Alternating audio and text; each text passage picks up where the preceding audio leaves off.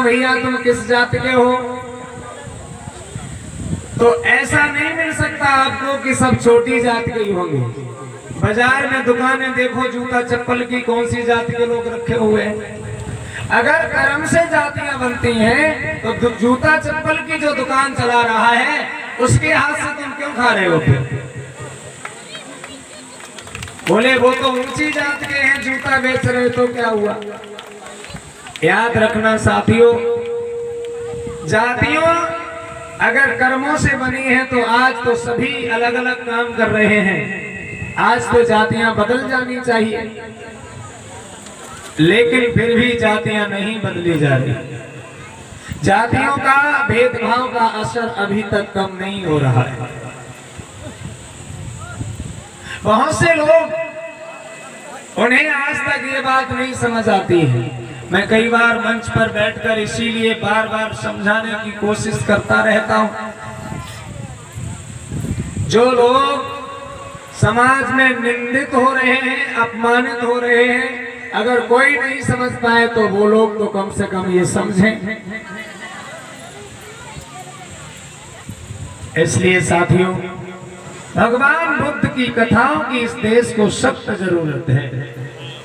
भगवान बुद्ध की विचारधारा की यहाँ पर देश में जरूरत है, क्योंकि देश में जितने भी ग्रंथ, जितने भी किताबें आपको पढ़ाई जा रही हैं, वे सभी मानवता के खिलाफ हैं, वे भेदभाव के पक्ष में हैं, वे ऊंच नीच की भावनाएं फैलाने का काम करती हैं। और जिस ग्रंथ में ऊंच नीच की भावनाएं हो वो ग्रंथ कभी पवित्र ग्रंथ नहीं हो सकते। और ऐसे ग्रंथों का हमें त्याग कर देना चाहिए जिसमें हमें शूद्र कहा गया हो, जिससे हमें अपमानित किया जा रहा हो। कितने लोग ऐसे हैं जिनके घर में वे किताबें नहीं हैं जो उन्हें शूद्र कहती हैं। अच्छा, ये मालूम है कि वर्ण व्यवस्था में शूद्र लोग कितने हैं जो पांडाल में बैठे? किसी को नहीं मालूम है? सभी को मालूम होना चाहिए। और भगवान बुद्ध के समय में भी ये समस्या थी। आपने सुनीतक मेहतर की कथा सुनी है क्या? मैं आपको बता देता हूँ। सुनीतक नाम के जो मेहतर थे, भगवान बुद्ध को देखकर एक तरफ छुप गए थे।